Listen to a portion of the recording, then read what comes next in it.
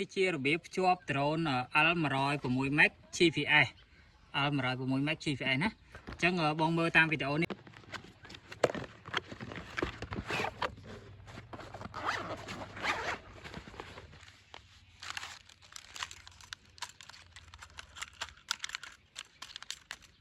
ដំបូងយើងចុចបើកអានេះចុចអានឹងឲ្យជាប់មក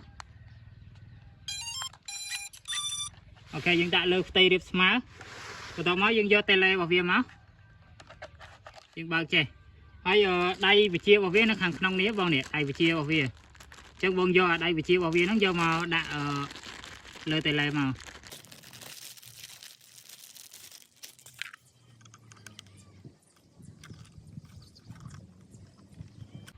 អូខេកន្លែងនេះជាកន្លែងបើកគ្រឿងវាអញ្ចឹងបងចុចឲ្យជាប់មកកន្លែងនេះខ្ញុំនឹងបញ្យល់បងមួយទៅលើមុខងារទាំងអស់នៅលើតេឡេនេះ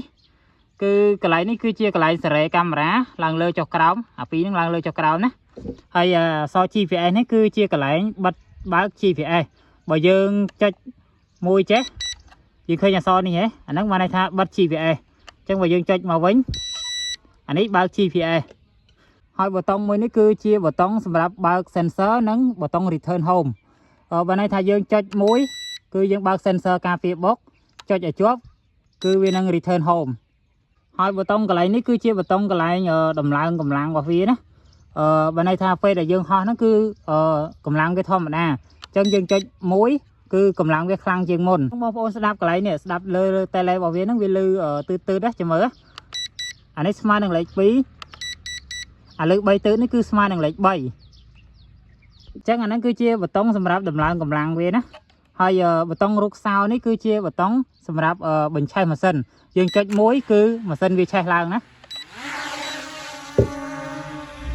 រីឯប៊ូតុងនេះគឺជាប៊ូតុងសម្រាប់យើងធ្វើការប្រវល់ត្រីវិស័យវាយើងចុចវាឲ្យជាប់មកចុចវាឲ្យជាប់ចឹងហើយធ្វើការប្រវល់ដ្រូនមកស្ដាំបងប្អូនលឺមកទឺតទេលើពេលលើមកទឺតចឹងគឺយើងកាប់វាចុះក្រោមចេះកាប់វាហើយប្រវល់វាមកវិញមកស្ដាំទៀតនេះពេលលើគីទឺតចឹងយើងដាក់ដ្រូនចុះវិញនិយាយទៅពេលដែលយើងប្រវល់យើងត្រូវស្ដាប់ទៅលើសំឡេងតេឡេវាឬពេលដែលយើងប្រវល់ចេះលើមកទឺតហ្នឹងគឺយើងដាក់កាប់វាចុះក្រោមចេះប្រវល់ម្ដងទៀតឬគីទឺតយើងដាក់ដ្រូនចុះវិញណាអញ្ចឹងយើងមកមើលទៅលើកូនអេក្រង់ទូចនៅលើនេះវិញអានេះលេខ19ហ្នឹងគឺជាសេវា GPS បើសិនជាវាលេខ19ហ្នឹងគឺបើន័យថាវាសេវាហ្នឹងគឺវាពេញល្អហើយ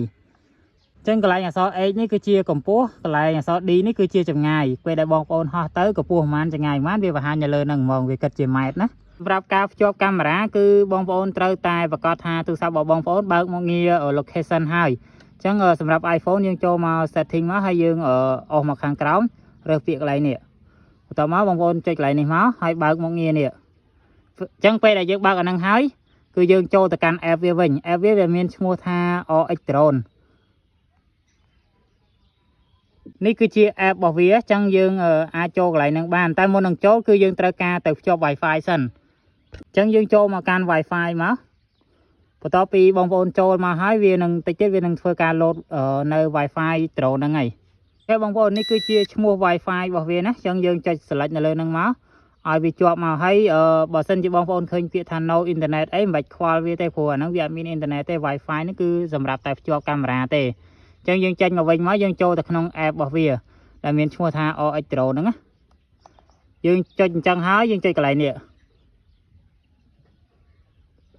នេះគឺវាចេញកាមេរ៉ាហើយសម្រាប់ការបង្ហោះបងប្អូនគាត់តែចុចទៅលើរូបសោនឹងមួយមកដើម្បីបញ្ឆេះម៉ាស៊ីនហើយរុញវាឡើងទៅលើហ្មងទៅ